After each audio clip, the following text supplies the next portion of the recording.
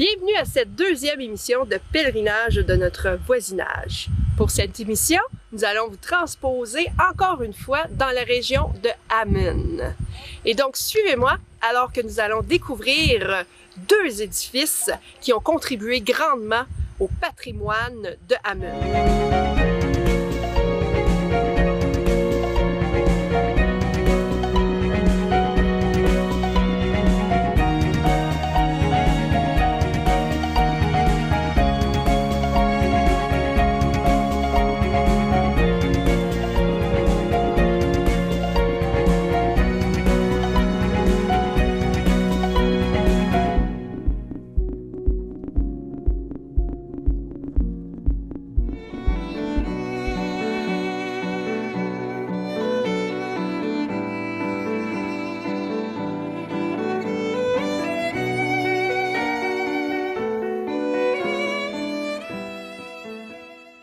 Alors, de retour de la pause, je suis avec Mme Cuisson. On va discuter de l'église, du cimetière. Vous et votre mari, vous avez été beaucoup impliqués dans la paroisse ainsi que le cimetière. Puis, je pense que votre famille est une des plus anciennes de cette belle paroisse. Oui. Alors, parlez-nous un peu de votre famille. Bien, à partir du commencement, c'est les Butler qui avaient fourni le terrain du cimetière, les 6 acres qui ont été laissés pour le cimetière par James Butler en 1912. Et il avait aussi donné 3 acres pour la paroisse.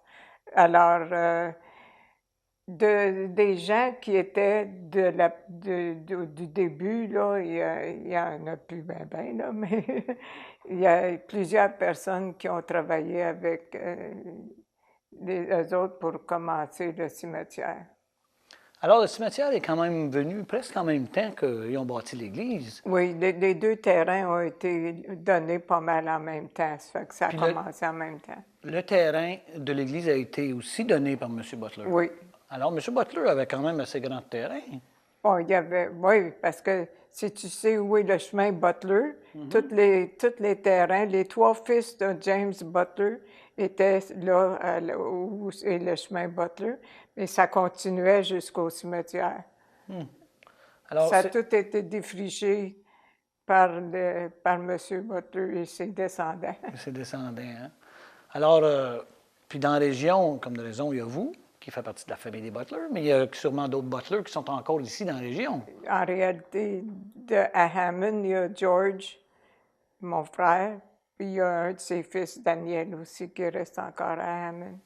Il y en a dans les... Il y en a à Clarence, il y en a à Orléans, il y en a un peu partout. Alors, si on parlait un peu du cimetière, le cimetière, est-ce qu'on a encore des cérémonies au cimetière comme dans le temps? Oui, tous les 3e dimanches ou 4e dimanche du mois d'août, à 3 heures de l'après-midi, on a la cérémonie au cimetière, s'il ne pleut pas. S'il ne pleut pas. S'il pleut, on la fait à l'église, on la fait à l'église. Oui. Mais ça, cette date-là, c'est toujours au mois d'août. Oui. C'est la date. Mais là, le cimetière 6 arcs, c'est quand même un gros cimetière. Présentement, il y a combien de tombes au cimetière? Qui sont identifiés avec des monuments, il y en a 300 quelques-uns. Mais aussi, il y a des lots qui sont seulement pour des incinérations. Ça, il y en a 100, seulement pour des incinérations. Puis il y a le columbarium qui a été ajouté par après.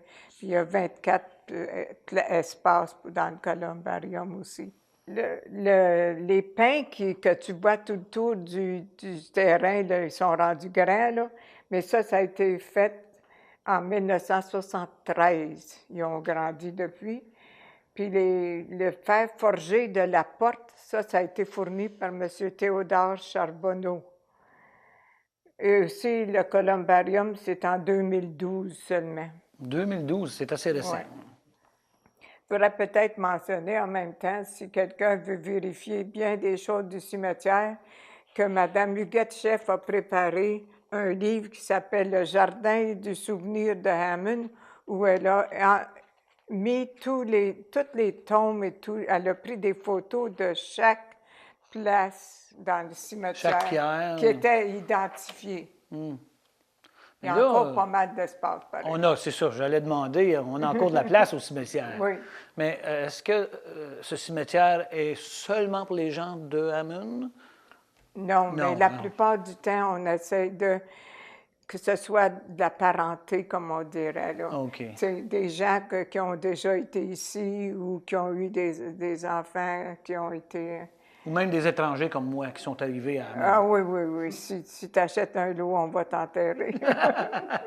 Je ne sais pas si 33 ans à Hammond veut dire encore étranger, mais en tout cas, moi, j'aime Hammond et je suis content d'habiter ici. Ouais, moi, je suis née à Hammond, mais j'ai été longtemps partie. Je suis revenue seulement en 1974, fait que je me considère encore de Hammond.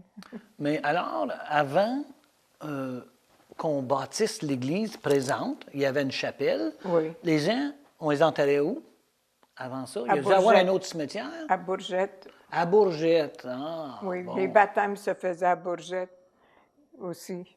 OK. Les mariages, tout ce qu'il y avait d'affaires Oui. avec ça se faisait là, hein? Oui. Quels sont vos meilleurs souvenirs? De Ben, de la paroisse, j'ai pas été bien longtemps, là, mais...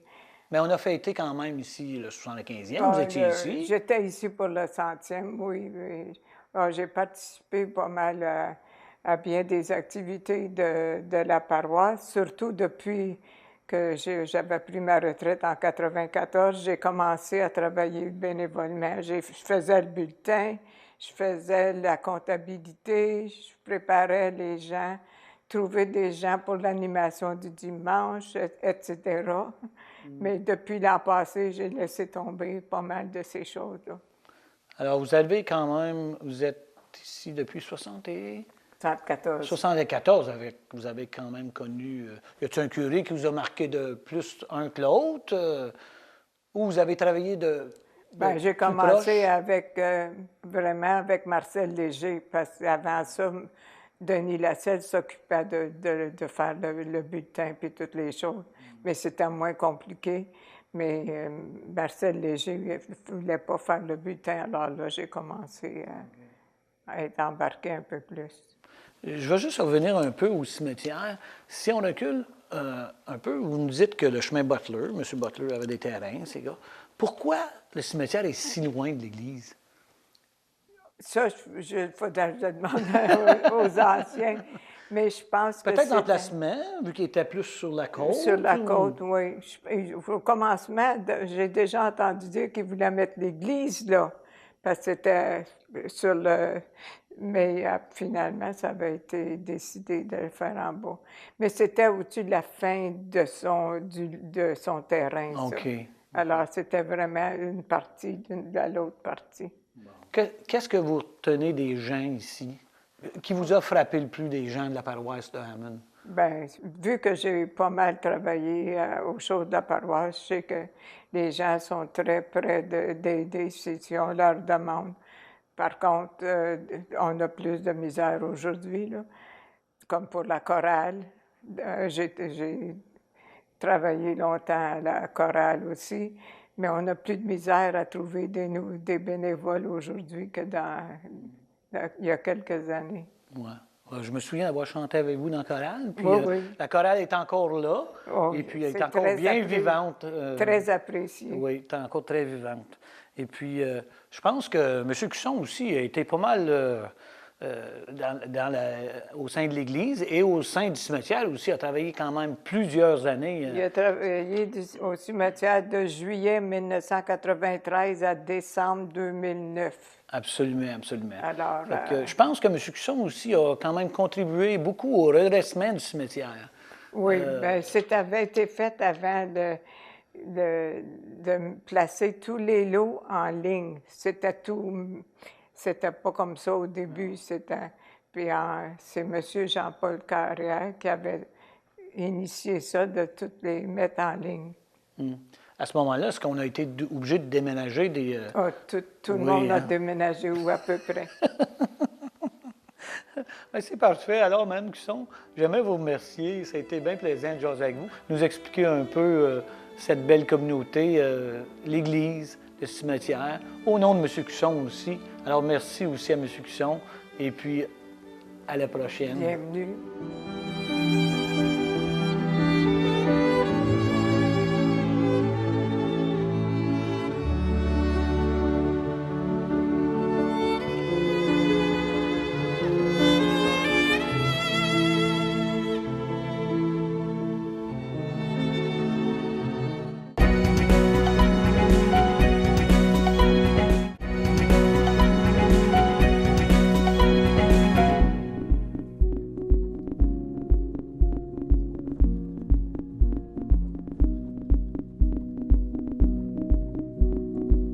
maintenant à notre premier endroit de cette deuxième émission de notre pèlerinage ici à Hammond. Nous allons vous présenter le 3189 chemin Gendron. Nous sommes à la maison de Peter Butler. L'histoire est comme suit. John Butler, natif de l'Irlande, immigre au Canada. Il s'installe à Winchester, en Ontario. Plus tard, il vient s'installer à Hammond sur un terrain de 200 acres. Il est un des premiers déchiffreurs de Hammond. Il s'installe dans la région avec son épouse ainsi que ses 4 fils, James, Peter, Michael et Thomas. La famille Butler a joué un rôle crucial dans le développement de Hammond. Le plus jeune, Thomas, a aidé à la construction de la voie ferrée du Grand Tronc. Par la suite, il hérite de la ferme familiale. Cette dernière avait comme responsabilité de s'occuper de fermes laitières, mais il offrait également à la ferme les produits du miel ainsi que du sirop d'érable. James, Peter et Thomas Butler ont tous contribué financièrement pour l'installation de l'église Saint-Mathieu de Hammond. Plus tard, James Butler vend une partie de sa terre à la Corporation épiscopale d'Ottawa pour la construction de l'église ainsi que celle du cimetière. En 1910, Peter a vendu sa ferme à Napoléon Lalonde et s'établit plus près du village. Il s'était ensuite construit la belle demeure que l'on peut encore avoir aujourd'hui, ici, sur le chemin Gendron. En 1947, Léon Bouvier, un machiniste, a acheté cette propriété de Peter Butler. La maison reste encore intacte aujourd'hui. Elle est considérée comme un lieu historique ici dans la région de Hammond en raison de l'implication de ses propriétaires et aussi parce qu'elle a gardé beaucoup de son aspect original.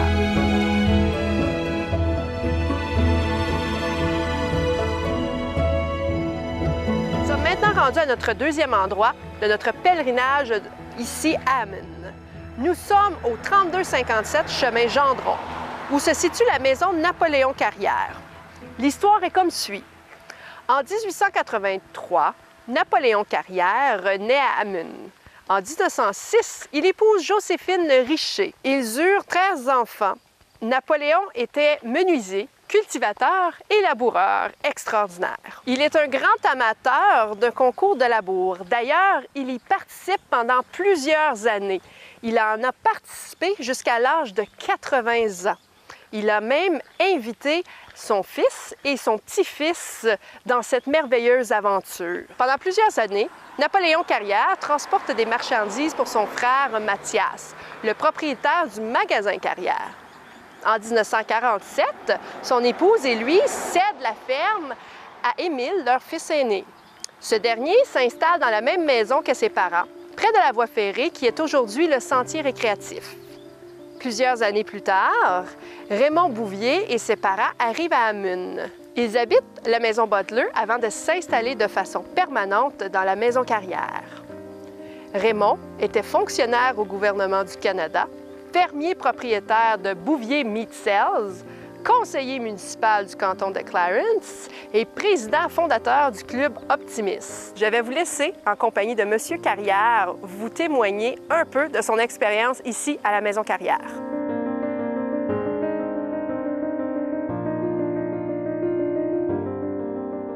Bonjour, M. Carrière, ça va bien? Bonjour Stéphanie.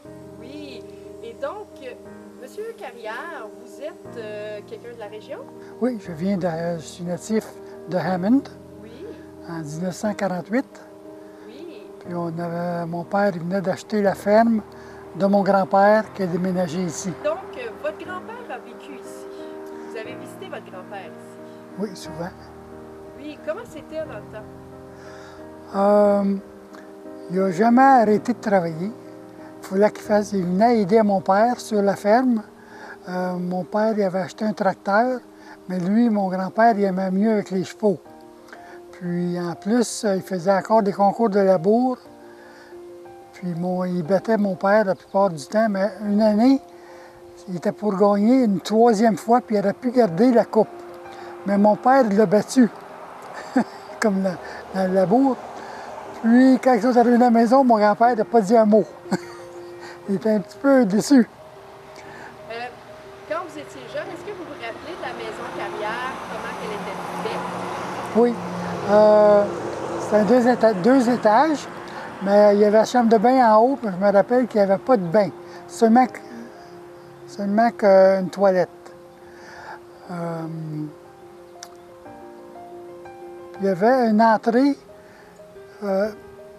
c'était comme pour l'été, là, puis il fallait rentrer par ce côté-là, de côté. Puis après, il fallait ouvrir la porte pour rentrer dans la maison. C'est une autre porte après.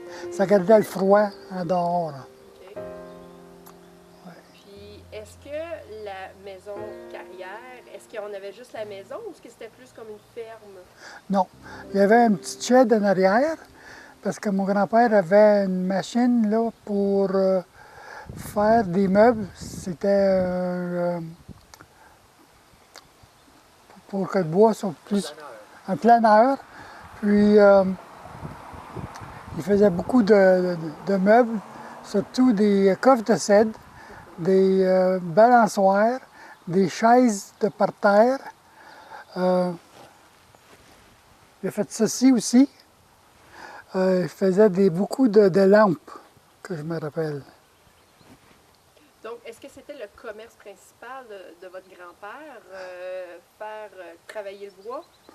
Oui, mais il faisait aussi, il y avait un grand jardin qui vendait aussi des fèves et du blé d'Inde. Puis il faisait du miel. C'était un apiculteur, que je me rappelle.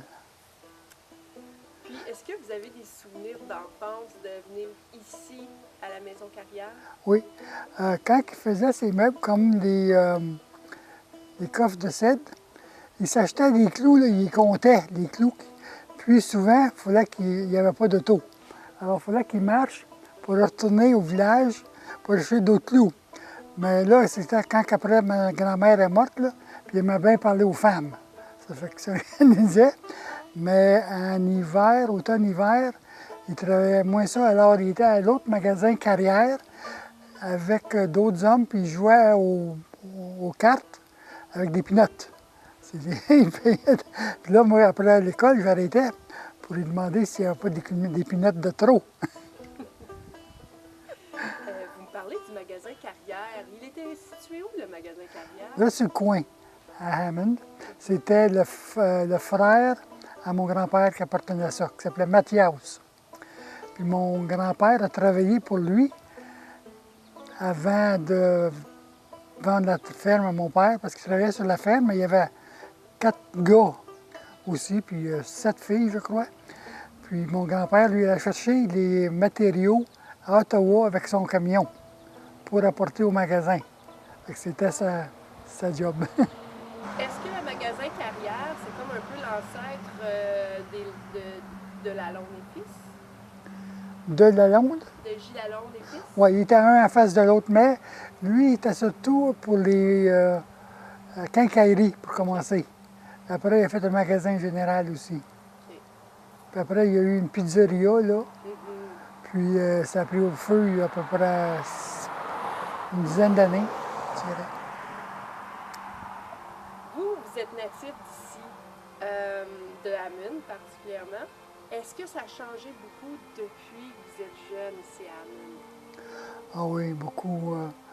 Il y avait un barbier à Hammond, qui n'est plus là maintenant. Il y avait le magasin, il n'y a plus de grosserie à Hammond. Je ne peux pas me rappeler tout ce qu'il y avait. Il y avait forgeron, un cordonnier.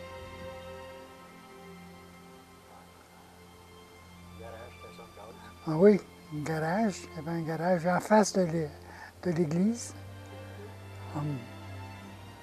Station de gaz. C'était 25 sous le gallon dans le temps. J'aimais mieux ça, ce prix-là. Il y avait 3 restaurants. Ah oui, le fils de mon grand-père avait un restaurant, il s'appelait Jean-Paul Carrière, puis il y avait une pool room. Puis durant l'été, là, il y avait un stand dehors, puis il avait mis sa machine, comment ça s'appelle ça, là, pour mettre, qu'il y avait des records dedans, là, une Jukebox? jukebox. Puis Nous autres, on faisait rien que mettre l'argent là-dedans, puis on dansait. Les jeunes, avaient 16-17 ans, sur ce stand-là. C'était dehors à côté du restaurant. Là, je vais vous poser une question qui vient juste me sortir à l'esprit. Je sais qu'il y avait une rivalité Bourgette-Amune pendant longtemps. Est-ce qu'on peut parler de la journée des tomates? Moi, Savez-vous c'est quoi? Non. Non? OK, parfait. Le sport à Amune. Quel C'est- sorte de sport qu'il y avait ici? Il y avait le tennis, beaucoup, baseball, le hockey. Puis il allait jouer à Clarence, d'habitude à l'aréna de Clarence. C'était le plus proche du bout. Je ne sais pas s'il y avait d'autres choses, non. Parce que moi, j'ai demeuré sur la ferme, puis j'ai pas fait le sport que j'aurais voulu parce qu'il fallait travailler sur la ferme. Alors, je suis pas enclin à faire du sport. Justement, vous avez travaillé sur la ferme. Comment c'était de travailler sur la ferme dans le temps? Ce qui me fâchait, c'est que le dimanche, on allait chez mes grands-parents qui demeuraient à Oka. C'était un beau chalet, puis il y avait de l'eau, on pouvait se baigner. C'était le fun, puis j'avais mes cousins et cousines qui étaient là. Puis là, à 4 heures l'après-midi, mon père a dit qu'il faut qu'on s'en aille à la maison traire les vaches. Moi, là, j'ai dit, m'a traire une fois, là, m'a tiré. C'est pour ça qu'à 17 ans et demi, 18 ans, là, quand j'ai fini l'école, je me suis allé à Windsor, en Ontario, pour travailler chez Chrysler à faire des autos. J'ai dit, moi, je ne veux plus voir de vaches. Puis j'étais le seul fils, il y avait 2 sœurs. Mon père a vendu la ferme à un moment donné. Je vois à côté de vous un instrument particulier. Pouvez-vous m'en parler davantage? Oui, ça, c'est la chaise de mon grand-père. Lui, il avait tout le temps ça quand il allait au magasin. Puis il trouvait que c'était pas mal loin, des fois, à marcher. C'était seulement un demi-mille, je crois. Mais des fois, il arrêtait en chemin pour s'asseoir sur sa chaise, se poser. Après, ben, il pouvait continuer après. C'est lui qui a bâti cette chaise-là? Non, c'est fait d'une usine, ça. OK, OK. Ouais. OK. Donc ça, c'est le souvenir que vous avez, le plus beau souvenir Oui. que vous avez de votre J'ai été enfance. photographe à un moment donné, moi, puis j'ai pris des photos avec sa chaise. OK. On était à Maxville, dans le temps qu'il y avait des affaires d'Écossais. Puis il y avait sa chaise, j'ai dit, asseyez-vous, je vais prendre une photo de vous. Puis là, pendant que je prenais la photo, il y a une femme en shorts qui a passé en arrière. Puis là, lui, là, quand il regardait la photo, là, il regardait la femme avant de regarder sa photo. Il aimait les femmes. Il aimait les femmes. Puis mon grand-père, quand il allait danser, parce que ma grand-mère avait mal aux jambes, ça fait que des fois, il empruntait ma mère pour danser, parce que lui, les danses carrées, il ne fallait pas qu'il en manque une. C'était vraiment important pour lui, les danses carrées. Parlez-moi justement des danses dans le temps. Il y en avait beaucoup. Oui, c'était surtout à Navan, où quand quelqu'un se mariait, on était tout le temps invités, parce que c'était une paroisse qui était renommée pour se retenir. Puis là, on ne manquait pas ça. Puis mon grand-père, je pense pas qu'il ait manqué une danse. Il y avait tout le temps quelqu'un là, pour danser avec lui. Parce que les hommes, dans ce temps-là, c'était... Mon père dansait, là, mais s'il pouvait donner sa chance à quelqu'un d'autre, c'était correct.